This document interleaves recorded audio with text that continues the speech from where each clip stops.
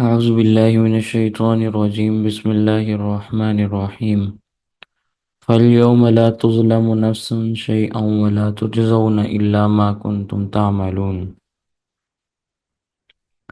فاليوم اس دن لا تظلم ظلم نہیں کیا جائے گا نفس کسی بھی نفس پر شیئن کچھ بھی ولا تجزون اور نہ تم کو بدلہ دیا جائے گا الا ما مگر اس چیز کا کنتم تعملون جو تم عمل کرتے ہو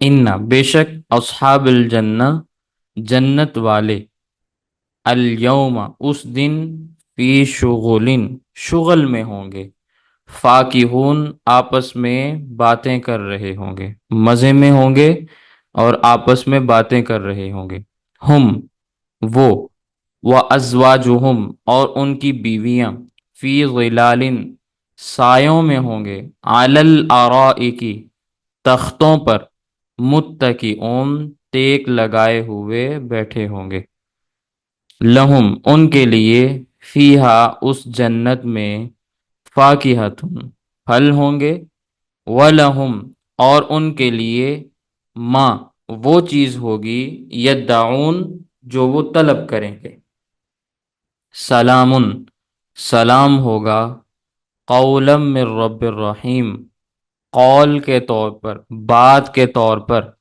رب رحیم کی جانب سے وامتاز اليوم اور آج کے دن الگ الگ ہو جاؤ ایھا المجرمون اے مجرموں الم اعہد الیکم کیا میں نے تم کو تاکید نہیں کی تھی یا بنی آدم اے آدم کی اولاد اللہ تعبد الشیطان کہ تم شیطان کی پوجا نہ کرو انہو لکم بے شک وہ تمہارا عدو مبین بڑا واضح دشمن ہے وَأَنِ اعْبُدُونِی اور میں نے تمہیں یہ تاکید نہیں کی تھی کہ تم میری عبادت کرو ھذا صراط مستقیم یہی تو سیدھا راستہ ہے وَلَقَدْ أَضَلَّ مِنْكُمْ جِبِلًّا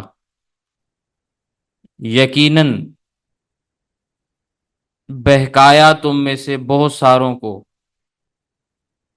جبلن کثیرہ بہت ساری مخلوق کو افلم تکونوا تعقلون کیا تمہیں عقل نہیں تھی کیا تم عقل نہیں رکھتے تھے ہذہ جہنم اب یہ جہنم ہے التی کنتم توعدون جس کا تم سے وعدہ کیا گیا تھا اصلوھا اليوم داخل ہو جاؤ اس میں آج کے دن اس کے اندر داخل ہو جاؤ بما کنتم تکفرون اس وجہ سے کہ تم کفر کرتے تھے الیوم نختم اس دن ہم مہر لگا دیں گے علی افواہہم ان کے منہوں پر وتکلمنا ایدیہم اور کلام کریں گے ہمارے ساتھ ان کے ہاتھ وتشہد ارجلہم اور گواہی دیں گے ان کے پاؤں بما اس چیز کی کانو یکسبون جو وہ کماتے تھے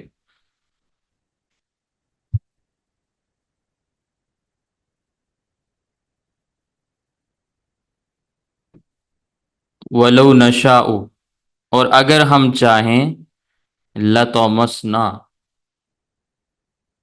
تو یقیناً ہم مٹا دیں علی اعینہم ان کی آنکھوں کو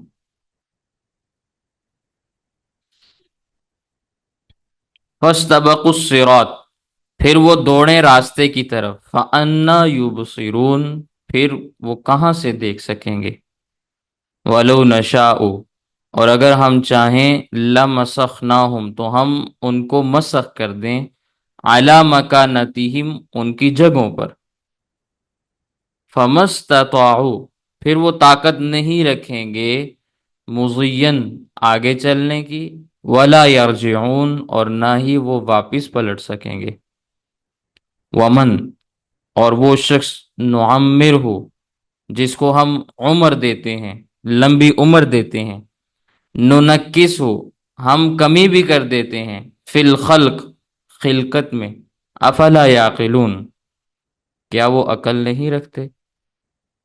وما علمناہ الشعر، اور ہم نے آپ کو شعر کی تعلیم نہیں دی، وما ينبغی لہ، اور یہ آپ کی شان کے مناسب بھی نہیں ہے، ان ہوا الا ذکر، یہ تو صرف نصیحت ہے، وقرآن مبین، اور قرآن ہے کھول کھول کر بیان کرنے والا، لینذرا، تاکہ ڈرایا جائے، من، اس شخص کو، کانا حیا، جو زندہ ہے، وَيَحِقَّ الْقَوْلُ، اور جو بات ہے وہ ثابت ہو جائے، لازم ہو جائے، علی الکافرین، کافروں پر، اولم یرو،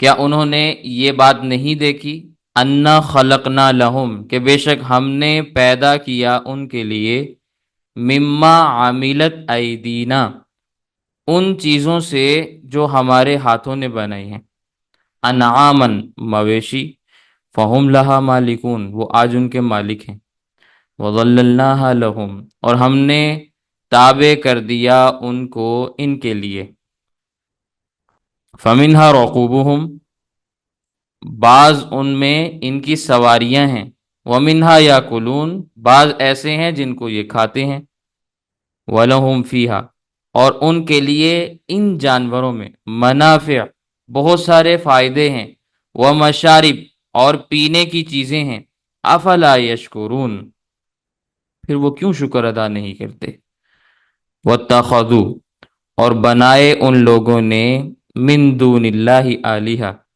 اللہ کے نیچے نیچے اور معبود، لعلہم ینصرون، تاکہ ان کی مدد کی جائے، لا یستطیعون نصرہم، وہ نہیں طاقت رکھتے ان کی مدد کرنے کی، وہم لہم جند محضرون، اور وہ ان کے لیے لشکر ہوں گے جو کل قیامت کے دن حاضر کیے جائیں گے، جماعتیں ہوں گی جن کو کل قیامت کے دن اللہ کی بارگاہ میں پیش ہونا ہوگا، فلا يحزنک قولہم، تو غم میں نہ ڈالے آپ کو ان کی باتیں، انا نعلم، بے شک ہم جانتے ہیں، ما یسرون، جس چیز کو وہ چھپاتے ہیں، وما یعلنون، اور جس چیز کو وہ ظاہر کرتے ہیں۔ یہ آیات کا ترجمہ ہے جو میں نے آپ کے سامنے عرض کیا ہے۔ قیامت کا تذکرہ چل رہا ہے، اللہ تعالیٰ کا ارشاد ہے، فَالْيَوْمَ لَا تُظْلَمُ نَفْسٌ شَيْئًا، اس دن کسی پر، کسی بھی انسان پر ذرہ برابر بھی ظلم نہیں کیا جائے گا، اس نے جو گناہ نہیں کیا وہ اس کے نامہ اعمال میں، اس کے کھاتے میں کبھی بھی نہیں ڈالا جائے گا، اور جو اس نے جرم کیا اس کو اس کے نامہ اعمال میں سے کبھی بھی نہیں نکالا جائے گا، جو جرم ہو گیا ہے اگر توبہ نہیں کی تو وہ نامہ اعمال میں رہے گا۔ اب جس آدمی نے جو نیکیاں کی ہیں ضابطے کے مطابق وہ اس کے نامہ اعمال میں نیکیاں لکھی ہوئی ہیں، جس آدمی نے گناہ کیے ہیں ضابطے کے مطابق اس کے نامہ اعمال میں گناہ لکھے ہوئے ہیں، جس کی نیکیاں ہیں اس کو نیکیوں پر اجر ملنا ہے، اور جس کے گناہ ہیں اس کو گناہوں کے بدلے میں عذاب ملنا ہے، یہ اللہ کا طے شدہ فیصلہ ہے، اس کے خلاف نہیں ہوگا، یعنی کسی کے اوپر اللہ تعالیٰ کل قیامت کے دن ظلم نہیں کریں گے۔ دنیا میں انسان کے اوپر مختلف قسم کے مظالم ہو جاتے ہیں، کیونکہ یہ دنیا ہے تو اس میں کمی بیشی ہوتی رہتی ہے، کبھی کسی کے حق کے اندر اضافہ ہو گیا اور کبھی کسی کے حق میں کمی آ گئی، لیکن کل قیامت کا دن ایسا ہوگا جس میں مظلوم کو اس کا پورا پورا حق دلوایا جائے گا، کبھی بھی ایسا نہیں ہوگا کہ کسی کے نامہ اعمال میں اگر اس نے نیکی کی تھی تو وہ درج نہ ہو، برائی کی تھی تو ایک سے زائد برائیاں اس کے نامہ اعمال میں لکھی گئیں، اس نے تو ایک کی تھی لیکن یہاں دو لکھی ہوئی ہیں، ایسا نہیں ہوگا، وَلَا تُجْزَوْنَ إِلَّا مَا كُنتُمْ تَعْمَلُونَ، اسی چیز کا بدلہ دیا جائے گا جو انہوں نے دنیا میں کیا، جو اعمال انہوں نے کیے اسی کا بدلہ ان کو دیا جائے گا، اچھا یا برا، بڑھا چڑھا کر یا اضافی سزائیں وہاں پہ نہیں دی جائیں گی۔ جس نے نیکی کی نیکی کا بدلہ پائے گا، جس نے بدی کی بدی کا بدلہ پائے گا۔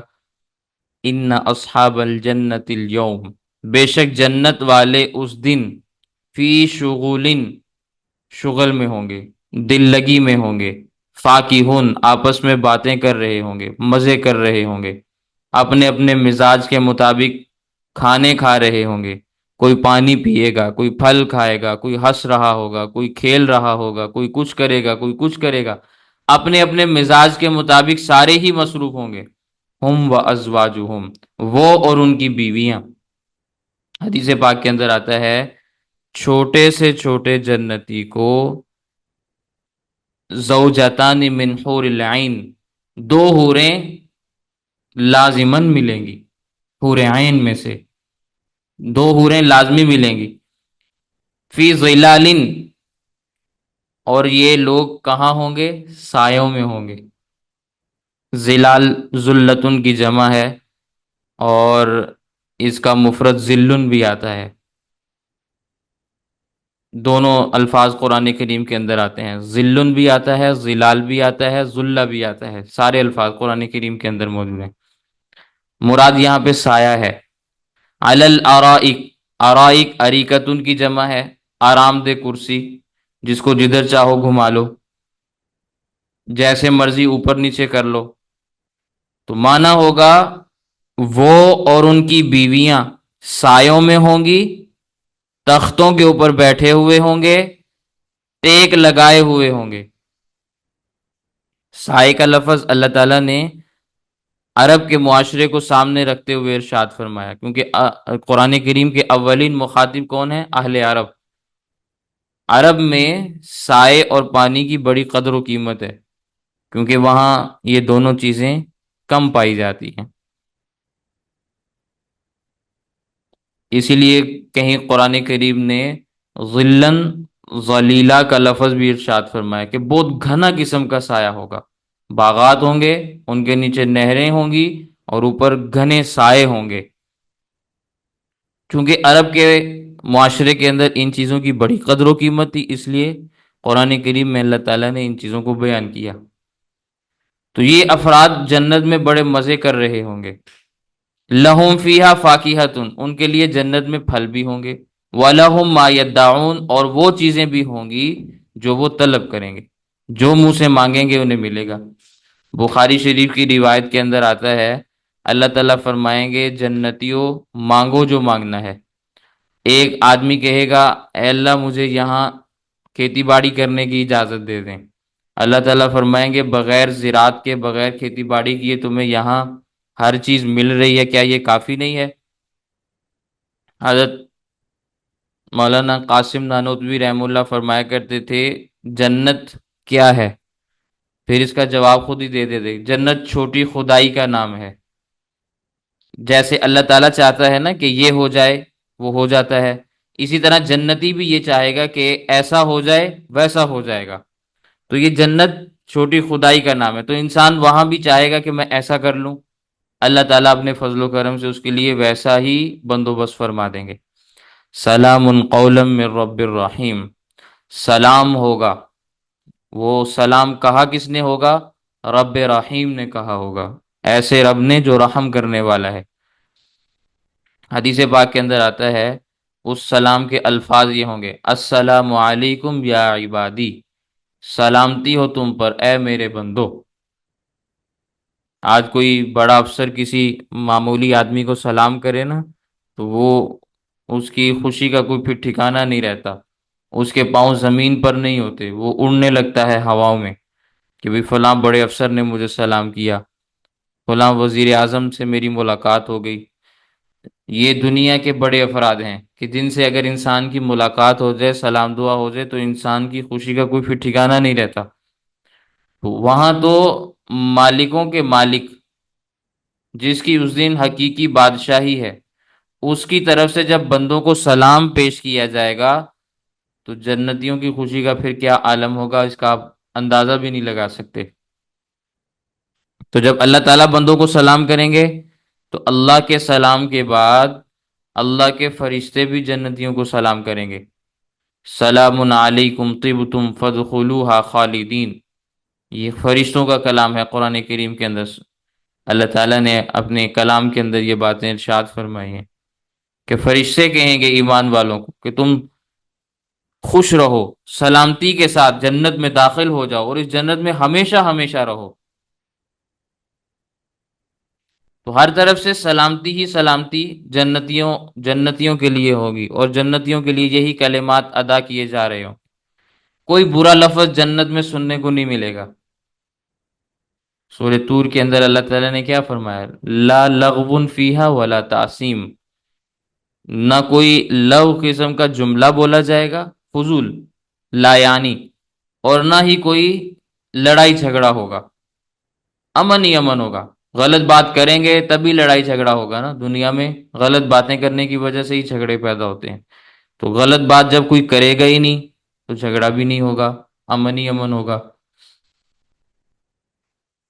تو یہ قرآن کریم میں اللہ تعالیٰ نے جنت کے بارے میں تذکر ارشاد فرمائے۔ پھر فرمایا وَامْتَازُوا الْيَوْمَ أَيُّهَا الْمُجْرِمُونَ، آج کے دن جرم کرنے والوں علیحدہ ہو جاؤ۔ میدان محشر میں اللہ تعالیٰ فرمائیں گے مجرم لوگ آج الگ ہو جائیں، مومنوں کو الگ کر دیا جائے گا، مجرموں کو الگ کر دیا جائے گا۔ مجرموں کو الگ کر کے اللہ تعالیٰ فرمائیں گے الم اعہد الیکم، کیا میں نے تمہیں تاکید نہیں کی تھی پیغمبروں کے ذریعے، کتابوں کے ذریعے، واعظوں کے ذریعے، عقل سلیم دے کر، کیا میں نے تمہیں تاکید نہیں کی تھی؟ یا بنی آدم، کہ اے آدم کی اولاد، اللہ تعبد الشیطان، کہ شیطان کی کبھی عبادت نہ کرنا۔ مطلب یہ کہ کبھی شیطان کی اطاعت نہ کرنا۔ کیا میں نے تمہیں یہ تاکید نہیں کی تھی؟ شیطان کی اطاعت کر کے گویا تم نے غیر اللہ کی عبادت کی ہے۔ شیطان کی اطاعت ایک قسم کا شرک ہے۔ سورۃ الانعام میں اللہ تعالیٰ نے یہ بات ارشاد فرمائی ہے وَإِنَّ الشَّيَاطِينَ لَيُوحُونَ إِلَىٰ أَوْلِيَائِهِمْ لِيُجَادِلُوكُمْ وَإِنْ أَطَعْتُمُوهُمْ إِنَّكُمْ لَمُشْرِكُونَ، کہ یہ جو شیطان ہیں یہ القاء کرتے ہیں اپنے دوستوں کو، ان کے دلوں میں بات ڈالتے ہیں تاکہ وہ شیطان کے چیلے تمہارے ساتھ جھگڑا کریں۔ اگر تم ان شیطانوں کی یا ان کے چیلوں کی اطاعت کرو گے تو یقیناً پھر تم مشرک شمار ہوگے۔ تو شیطان کی اطاعت کرنا، شیطان کے چیلوں کی اطاعت کرنا، یہ شرک ہے جس کو قرآن کریم میں اللہ نے بیان کیا۔ تو اللہ تعالیٰ فرما رہے ہیں کیا میں نے تمہیں تاکید نہیں کی تھی اے آدم کی اولاد کہ تم شیطان کی اطاعت نہ کرنا، یعنی اس کی پوجا نہ کرنا، اس کی بندگی نہ کرنا، اس کی بات نہ ماننا۔ انہ لکم عدو مبین، وہ تو تمہارا بڑا واضح قسم کا دشمن ہے، بڑا کھلا دشمن ہے۔ وہ کبھی بھی کوئی کام تم سے ایسا نہیں کرائے گا جس میں تمہارا فائدہ ہو۔ اس پر میں نے کئی مثالیں بھی آپ کے سامنے پیش کی۔ اگر آپ کو یاد ہو حضرت امیر معاویہ رضی اللہ تعالیٰ کا ایک واقعہ میں نے آپ کے سامنے عرض کیا کہ شیطان نے آ کے انہیں بیدار کیا، اور اسی طرح ایک اور واقعہ بھی ہے۔ ایک اللہ کے ولی تھے، نیک آدمی تھے، سخت گرمی کے موسم میں دیوار کے سائے میں سوئے ہوئے تھے۔ دوپہر کو تھوڑی دیر کے لیے سویا جاتا ہے نا، تو تھوڑی دیر کے لیے انہوں نے آنکھ لگائی تو ایک آدمی آنے والا آیا، اس نے آ کے پاؤں کی جانب سے ان کو پکڑا اور پکڑ کے ہلایا اور جگایا، اور کہنے لگا بھی جلدی سے اٹھو دیوار گرنے والی ہے۔ اب وہ اللہ کے بندے جلدی سے اٹھے، ابھی ایک طرف ہوئے ہی تھے کہ دیوار نیچے آ گری۔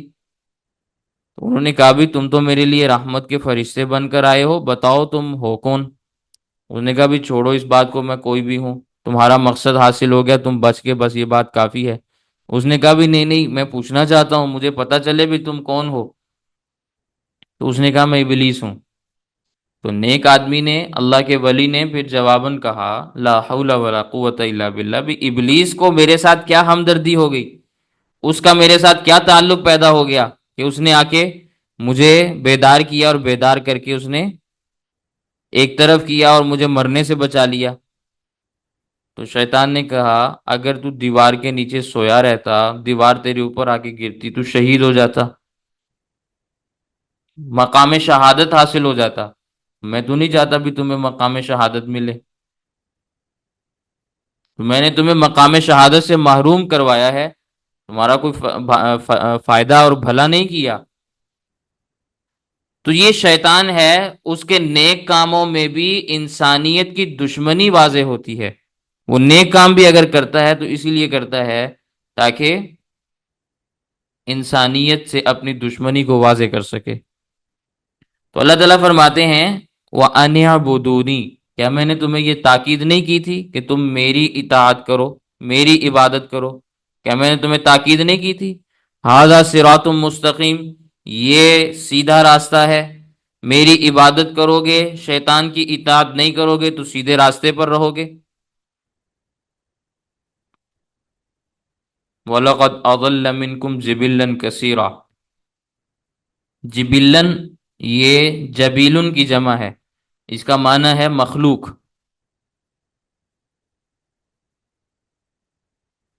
تو جبلن کا معنی ہے مخلوقات، جمع آ گئی نا، تو معنی ہوگا یقیناً اس نے بہکایا تم میں سے بہت ساری مخلوقات کو، بہت ساری قوموں کو، بہت سارے خاندانوں کو، بہت ساری برادریوں کو، بہت سارے انسانوں کو، بہت سارے جنوں کو اس نے بہکایا. افلم تکونوا تعقلون، کیا ابھی بھی تمہیں یہ بات سمجھ نہیں آئی؟ کیا ابھی بھی تم عقل نہیں رکھتے؟ کیا اتنی واضح بات بھی تمہیں سمجھ نہیں آ رہی کہ اتنا کھلا واضح تمہارا دشمن، جس نے کبھی بھی آج تک کوئی بھی کام انسانیت کے فائدے کے لیے نہیں کیا، تم پھر بھی اس کے پیچھے چل رہے ہو، تم پھر بھی اس کی اطاعت کر رہے ہو، تم پھر بھی اس کی عبادت کر رہے ہو؟ اچھا، اگر ایسا ہی کرنا ہے تو پھر ذرا نتیجہ سن لو. ھذہ جہنم التی کنتم توعدون، یہ پھر تمہارے لیے جہنم ہے جس کا میں تم سے وعدہ کر رہا ہوں. اگر تم ایسے ہی چلو گے، شیطان کی ایسے ہی اطاعت اور فرما برداری کرتے رہو گے تو دوزخ میں جاؤ گے. پھر وہاں پہ فرشتوں کو یہ حکم دیا جائے گا یؤخذ بالنواصی والاقدام، کہ ان کی پیشانیوں سے اور ان کے پاؤں سے ان کو پکڑو اور اٹھا کر ان کو جہنم میں ڈال دو. کیونکہ کوئی خوشی سے تو جہنم کی طرف نہیں بھاگے گا نا، اٹھا اٹھا کر پھینکنا پڑے گا. تو فرشتے کافروں کو ان کی پیشانیوں سے پکڑ کر، ان کے قدموں سے پکڑ کر، یعنی اوپر اور نیچے سے اٹھا کر ان کو جہنم میں ڈالیں گے. پھر پل صراط کا مرحلہ آئے گا، کوئی ایک قدم چلے گا نیچے گرے گا، کوئی دو قدم چلے گا نیچے گرے گا. پل صراط کے اوپر چلنا یہ کوئی سمجھ میں آنے والی بات نہیں ہے کہ جو بال سے زیادہ باریک ہے، تلوار سے زیادہ تیز ہے، اور ایک لمبی مسافت ہے، 1500 سال کی مسافت. اب اس پہ جیسے ہی قدم رکھا جائے گا تو کافر کٹ کے جہنم میں گرنا شروع ہو جائیں گے. صرف ایمان والے ہی اللہ کے فضل و کرم سے وہاں سے گزریں گے. کوئی دوڑتے ہوئے جائیں گے، کوئی بادلوں کی طرح اڑتے ہوئے جائیں گے، کچھ پرندوں کی طرح اڑیں گے. تو بہرحال جیسے اللہ نے ایمان والوں کو گزارنا ہوگا وہاں سے گزریں گے، لیکن کافر نہیں گزر سکتے. مشرکوں کو، کافروں کو حکم ہوگا اسلوھا اليوم بما کنتم تکفرون، داخل ہو جاؤ اس دوزخ میں آج کے دن اس وجہ سے کہ تم کفر کرتے تھے، تم نے میری نافرمانی کی، شیطان کے آلہ کار بنے، اس لیے آج کے دن تم اس کے اندر داخل ہو جاؤ.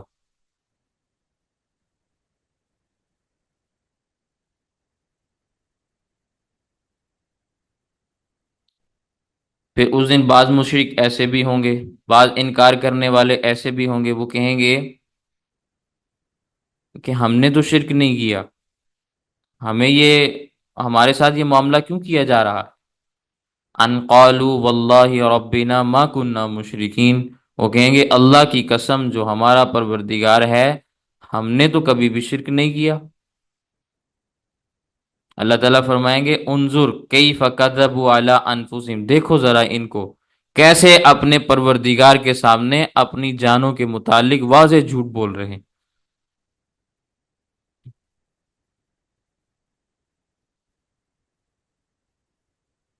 جب اللہ کی بارگاہ میں بھی ایسے لوگ جھوٹ بولنا شروع کریں گے اور غلط بیانی سے کام لینا شروع کریں گے تو پھر نتیجہ کیا ہوگا؟ الیوم نختم علی افواہہم، ہم ان کے منہوں پر اس دن مہر لگا دیں گے. پھر ان کی آواز نہیں نکلے گی۔ وَتُكَلِّمُنَا أَيْدِيهِمْ، ان کے ہاتھ ہمارے ساتھ گفتگو کریں گے، ہاتھ بتائیں گے کہ تم نے کیا کچھ کیا، ہاتھ بولیں گے کہ ہم کفر اور شرک کے اندر مبتلا رہے۔ وَتَشْهَدُ أَرْجُلُهُمْ، ان کے پاؤں گواہیاں دیں گے کہ ہمارے ساتھ یہ کچھ ہوتا رہا، ہم یہ کچھ کرتے رہے۔ تو جب انسان کے اعضاء ہی انسان کے خلاف گواہی دیں،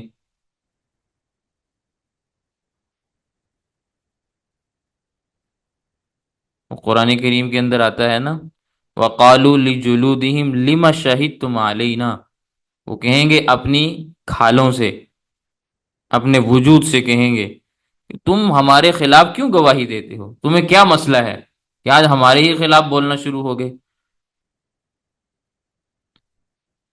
قَالُوا أَنطَقَنَا اللَّهُ الَّذِي أَنطَقَ كُلَّ شَيْءٍ، وہ کہیں گے ہم کو اس اللہ نے بلوایا ہے جو ہر چیز کو بلواتا ہے،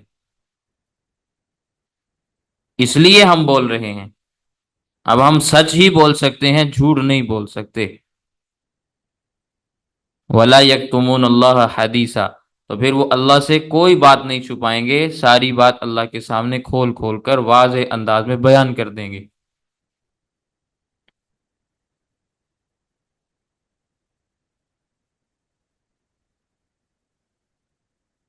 تو اللہ تعالیٰ فرماتے ہیں ہم ان کے منہوں پر مہر لگا دیں گے، تو ان کے ہاتھ ہم سے گفتگو کریں گے، ان کے پاؤں گواہیاں دیں گے، بما کانوا یکسبون، جو وہ کمائی کیا کرتے تھے، جو وہ کماتے تھے، جو وہ کسب کرتے تھے، جو وہ حاصل کرتے تھے، وہ ساری کی ساری باتیں اللہ کی بارگاہ کے اندر وہ لوگ حاضر کر دیں گے، بیان کر دیں گے۔ اسی آیت سے استدلال کرتے ہوئے علماء علماء کرام یہ بات فرماتے ہیں کہ بعض مقامات ایسے ہوتے ہیں کہ ان مقامات پر زبان کو خاموش کرا دیا جاتا ہے، زبان خاموش ہو جاتی ہے، لیکن ہاتھ گفتگو کرتا ہے، ہاتھ گواہی دیتا ہے۔ جیسے ہمارے آج کے زمانے میں ووٹ کا استعمال ہے، تو وہاں بولا نہیں جاتا، مہر لگائی جاتی ہے، ہاتھ کا استعمال ہوتا ہے، قدموں کے ذریعے سے چلا جاتا ہے اور وہاں تک پہنچا جاتا ہے۔ تو اسی آیت سے استدلال کرتے ہوئے علماء یہ بات بھی فرماتے ہیں کہ کل قیامت کے دن اس کا بھی حساب ہونا ہے، کہ ہاتھ گواہی دیں گے ہم نے کس کے حق میں مہر لگائی تھی، قدم گواہی دیں گے ہم کس کے پاس چل کر گئے تھے، کس انداز میں چل کر گئے تھے، کس کس سے ملاقات کی تھی۔ تو اس لیے اس کو بھی ذرا سوچ سمجھ کر کرنا چاہیے، تاکہ کل قیامت کے دن ہم اس کا بھی اللہ کی بارگاہ کے اندر حساب دے سکیں۔ تو بہرحال اس دن مہر لگ جائے گی، ہاتھ بولیں گے، پاؤں گواہی دیں گے۔ اب اللہ تعالیٰ فرماتے ہیں کہ ہمیں قدرت حاصل ہے، وَلَوْ نَشَاءُ، اگر ہم چاہیں، لَطَمَسْنَا عَلَىٰ أَعْيُنِهِمْ، تو مٹا دیں ان کی آنکھوں کی بینائی کو، ان کی آنکھوں کا نور بھی چھین لیں۔ کئی آدمی ایسے ہوتے ہیں کہ بظاہر ان کی آنکھیں ہوتی ہیں لیکن اندر نور نہیں ہوتا، روشنی نہیں ہوتی، تو فرمایا اگر ہم چاہیں تو ہم ان کی آنکھیں بھی مٹا دیں۔ فَاسْتَبِقُوا الصِّرَاطَ، پھر وہ دوڑیں گے راستے کی طرف، راستہ تلاش کرتے پھریں گے، فَأَنَّىٰ يُبْصِرُونَ، تو وہ اس کو کیسے پھر دیکھ سکیں گے؟ پھر اگر وہ راستہ تلاش کرنا بھی چاہیں گے تو ان کو راستہ دکھائی نہیں دے گا۔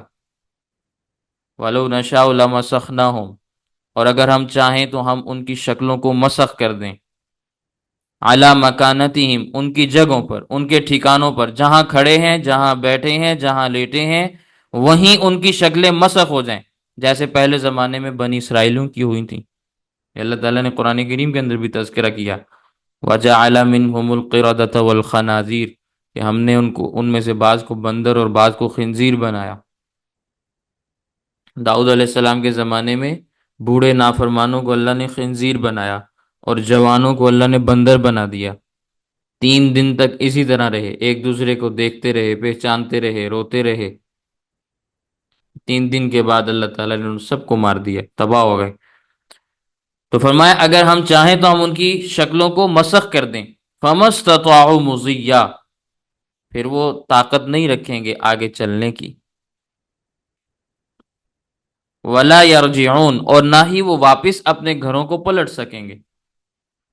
پھر فرمایا تم دیکھتے نہیں ہو ومن نعمر ہو، جس کو ہم زیادہ عمر دیتے ہیں، ننکس فی الخلق، ہم اس کی خلقت میں کمی کر دیتے ہیں، آنکھوں میں کمی آ جاتی ہے، اچھی طرح نہیں دیکھ سکتے، کانوں کی سماعت میں کمی آ جاتی ہے، صحیح طریقے سے نہیں سن سکتے، منہ میں دانت نہیں رہتے، روٹی نہیں چبا سکتے، کمر سیدھی نہیں کر سکتے، ٹیڑھے ہو جاتے ہیں۔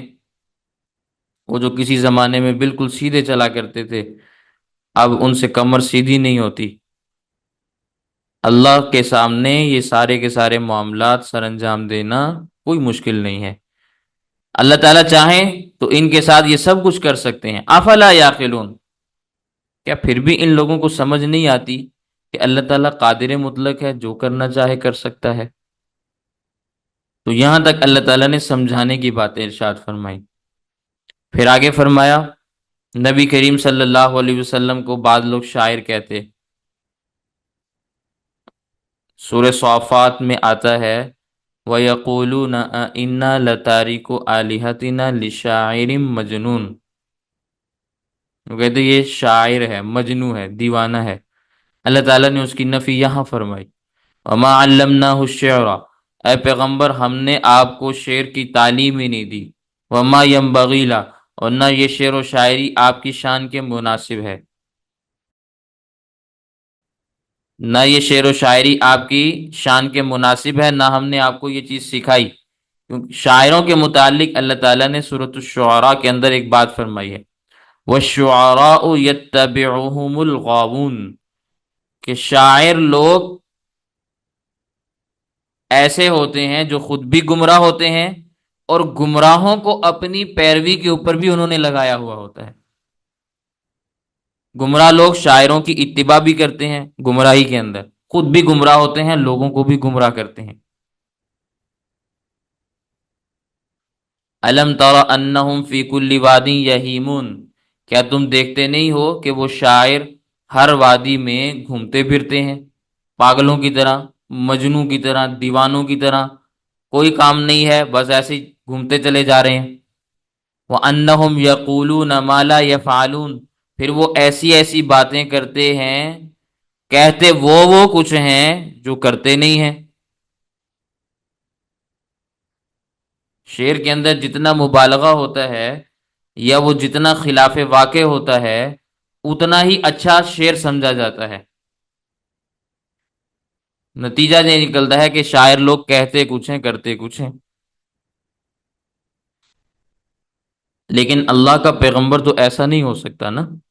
اللہ کے پیغمبر کے جو بات دل میں ہوگی زبان کے اوپر وہی آئے گی، اور جو زبان پر آئے گی اسی کے مطابق پیغمبر کا عمل ہوگا، وہاں دو رنگی نہیں ہوتی۔ شاعروں میں بہت کم شاعر ایسے ہوتے ہیں جو حقیقت کو بیان کرتے ہیں، ورنہ اکثریت کی باتیں ادھر ادھر کی ہوتی ہیں۔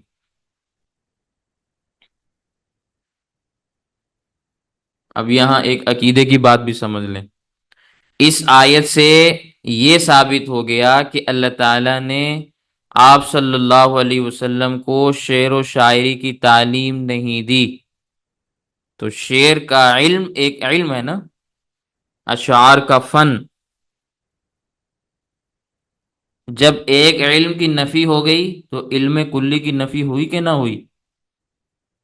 جب آپ کہتے ہیں کہ نبی کریم صلی اللہ علیہ وسلم کے پاس سارے علوم ہیں، اور قرآن میں اللہ ایک علم کی نفی کر دیں تو علم کل ختم ہو گیا؟ کیوں بھی ختم ہوا کہ نہیں ہوا؟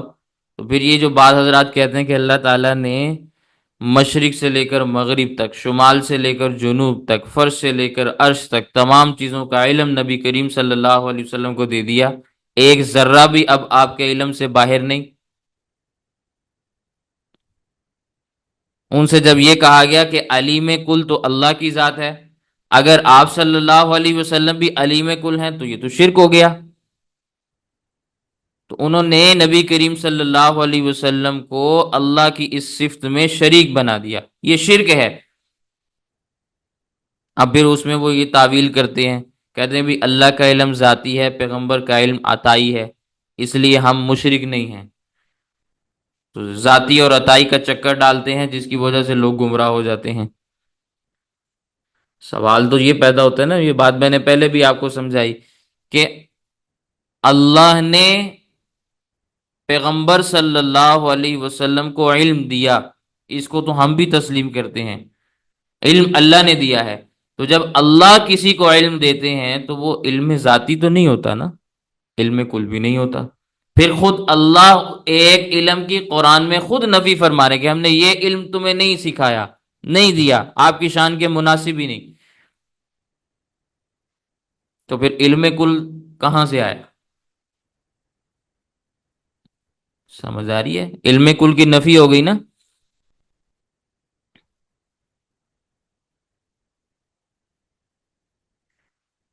علم کل تب ثابت ہوتا جب اس آیت کے اندر شعر و شاعری کی نفی ہو گئی، کوئی اور آیت اس کے بعد نازل ہوتی اور اللہ تعالیٰ اس میں یہ بات کہہ دیتے کہ پہلے آپ کی شان کے مناسب یہ علم نہیں تھا، اب ہم نے آپ کو شعر و شاعری بھی سکھلا دی۔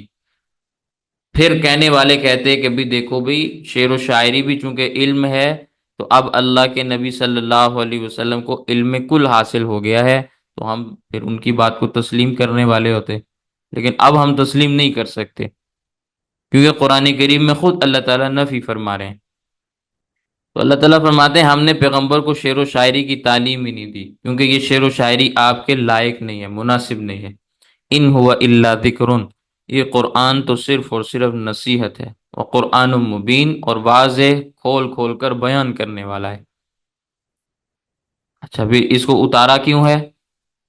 اتارا اس لیے ہے لِيُنذِرَ مَن كَانَ حَيًّا، تاکہ ڈرائے قرآن پاک اس کو جو زندہ ہے، یعنی جس کو روحانی زندگی حاصل ہے اور وہ سمجھنا چاہتا ہے، قرآن اس کو سمجھائے، اسے ڈرائے، اسے زندہ رکھے۔ وَيَحِقَّ الْقَوْلُ عَلَى الْكَافِرِينَ، اور اس لیے قرآن نازل ہوا تاکہ کافروں پر اتمام حجت ہو جائے، کل کو یہ عذر اللہ کی بارگاہ میں پیش نہ کر سکیں، ہمیں تو پتہ ہی نہیں تھا کسی چیز کا، اس لیے اس قرآن کو نازل کیا گیا۔ آگے اللہ تعالیٰ نے اپنی قدرت کے دلائل کا تذکرہ فرمایا۔ اولم یرو، کیا انہوں نے نہیں دیکھا، انا خلقنا لہم، بے شک ہم نے پیدا کیے ان کے لیے، مما عاملت ایدینا، جو ہمارے ہاتھوں نے بنایا ہے، یعنی قدرت کے ہاتھوں کے ساتھ، انعامن، مویشی، بھیڑ، بکریاں، اونٹ، گائے، بیل، بھینس، یہ ساری چیزیں،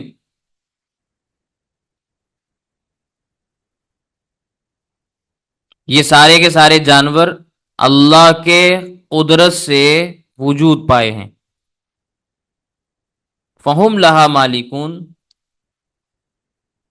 اور اللہ نے مجازی طور پر اس کی ملکیت کی نسبت بھی کی انسان کی طرف، کہ یہی انسان ہیں جو بعض ان میں سے ان جانوروں کے مالک بھی ہیں۔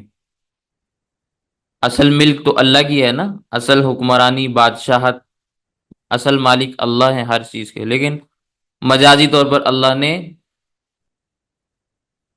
دوسروں کو اختیارات دیے ہیں، اس لیے فرمایا فہم لہا مالکون، ان میں سے بعض لوگ اس کے مالک بھی ہیں۔ وَظَلَّلْنَاهَا لَهُمْ، اور ہم نے تابع کر دیا ان مویشیوں کو، ان کے جانوروں کو، کہ یہ ان کی اتباع کریں، یعنی یہ مویشی، یہ جانور ان انسانوں کی اتباع کرتے ہیں، انسان جیسے ان کو ہانکنا چاہے ہانک لیتے ہیں، جیسے فَمِنْهَا رَكُوبُهُمْ، جیسے ان کے اوپر سواری کرنا چاہیں سواری کرتے ہیں۔ اتنا بڑا اونٹ ہے لیکن ایک چھوٹا سا بچہ ہاتھ میں رسی پکڑ کر اس کو لے کے جا رہا ہے، اور اس کے پیچھے اونٹوں کی ایک قطار ہے، اگر ایک اونٹ بھی بگڑ جائے نا، اس کو 100 آدمی بھی مل کر نہیں سنبھال سکتے، جب بگڑنے کے اوپر آ جائے۔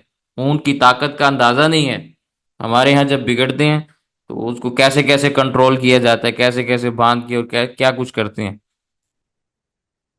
لیکن اس کو آپ آزاد چھوڑیں پھر اس کو کنٹرول کرنا شروع کریں، کیسے کریں گے؟ 1000 آدمی بھی مل جائیں اس کو پھر بھی قابو نہیں کر سکتے،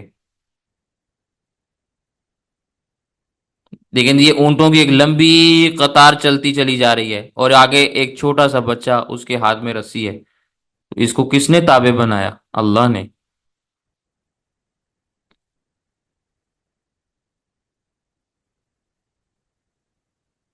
ومنہا یاکلون، ان میں سے بعض جانور ایسے بھی ہیں جن کو ذبح کر کے کھایا جاتا ہے، بھیڑ ہے، بکریاں ہیں، اونٹ ہیں، گائے بھینس، ذبح کر کے کھاتے ہیں نا، یہ بھی اللہ کی نعمت ہے۔ وَلَهُمْ فِيهَا مَنَافِعُ، ان کے لیے ان جانوروں میں بہت سارے فائدے ہیں، ان کی اون کے کپڑے بناتے ہیں اور مختلف قسم کی چیزیں بنتی ہیں، بالوں کی بوریاں بھی بنتی ہیں، لوگ اور بھی بہت سارے فائدے اٹھاتے ہیں۔ وہ مشارب، اور پینے کے گھاٹ بھی ہیں، ان کا دودھ بھی پیا جاتا ہے۔ تو یہ ساری کی ساری چیزیں جتنی بھی ہیں یہ اللہ کی قدرت کو سمجھنے کے لیے کافی ہیں۔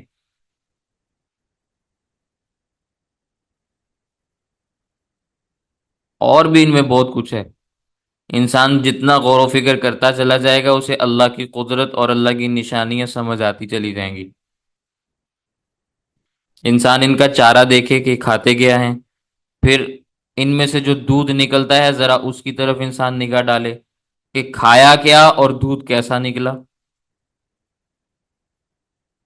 نہ سمجھنے والوں کو تو چاند دو ٹکڑے ہوتا بھی سمجھ میں نہیں آیا، اپنی نگاہوں سے دیکھے انہوں نے پھر بھی نہیں مانا، لیکن سمجھنے والے اگر غور و فکر کرنا شروع کریں گے تو اتنی سی بات پر بھی انہیں بات سمجھ آ جاتی ہے۔ یہ ساری کی ساری اللہ کی قدرت کی مظاہر اور نشانیاں ہیں، اگر کوئی غور و فکر کرے گا تو بہت کچھ ان میں پالے گا۔ تو فرمایا ان کے لیے ان مویشیوں میں بہت سارے فائدے ہیں اور پینے کی بہت ساری چیزیں ہیں، بہت سارے گھاٹ ہیں۔ افلا یشکرون، کیا پھر بھی یہ لوگ شکر ادا نہیں کرتے؟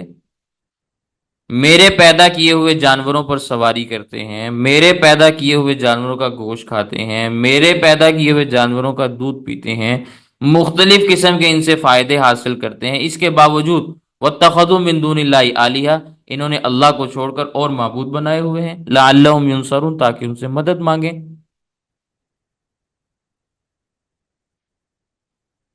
سب کچھ میں نے ان کو دیا، لیکن پھر بھی انہوں نے مجھے چھوڑ کر دوسروں کو معبود بنایا ہوا ہے، دوسروں کی عبادت میں لگے ہوئے ہیں، دوسروں سے مدد مانگ رہے ہیں۔ دودھ اللہ نے پیدا کیا اور اس کو تقسیم غیر اللہ کے نام پر ہو رہا۔ دودھ اللہ نے پیدا کیا اور اس کو تقسیم اللہ کے علاوہ کسی اور مخلوق کے نام پر تقسیم کیا جا رہا ہے۔ تو فرمایا اللہ کے نیچے نیچے ان لوگوں نے اور معبود بنا لیے، لعلہم ینصرون، تاکہ ان کی مدد حاصل کریں۔ لا یستطیعون نصرہم، یہ ان کی مدد کرنے کی کوئی طاقت، کوئی استطاعت نہیں رکھتے۔ جو خود محتاج ہیں وہ کیا دوسروں کی مدد کریں گے؟ حضرت علی المرتضیٰ رضی اللہ تعالیٰ عنہ کے متعلق بعض غلو کرنے والوں نے مختلف قسم کی چیزیں گھڑی ہوئی ہیں اور لکھتے بھی ہیں، آپ بھی بازار کے اندر یا ادھر ادھر آتے جاتے ہوں گے، کہیں نہ کہیں دیکھتے ہوں گے، یا علی مدد لکھا ہوا ہے، یا علی ادرکنی لکھا ہوتا ہے، لکھا ہوتا ہے کہ نہیں لکھا ہوتا؟ اب سیدنا علی المرتضیٰ رضی اللہ تعالیٰ عنہ وہ شخصیت ہیں کہ جن کو رمضان المبارک کے مہینے میں عبد الرحمن بن ملجم نامی ملعون شخص نے وار کر کے شہید کیا، وہ اپنے آپ کو نہیں بچا سکے، وہ اپنے آپ کو قتل ہونے سے، شہید ہونے سے نہیں بچا سکے، اور آج ان کا نام لیوا ان سے مدد مانگ رہا ہے۔ حضرت حسن رضی اللہ تعالیٰ عنہ کو زہر دیا گیا، وہ اپنے بیٹے حضرت حسن کو زہر سے نہیں بچا سکے، آج ان کا نام لیوا حضرت علی کو مدد کے لیے پکار رہا ہے۔ حضرت حسین رضی اللہ تعالیٰ عنہ کو اور ان کے خاندان کو، علی المرتضیٰ رضی اللہ تعالیٰ عنہ کے خاندان کو میدان کربلا میں لوگوں نے شہید کر دیا،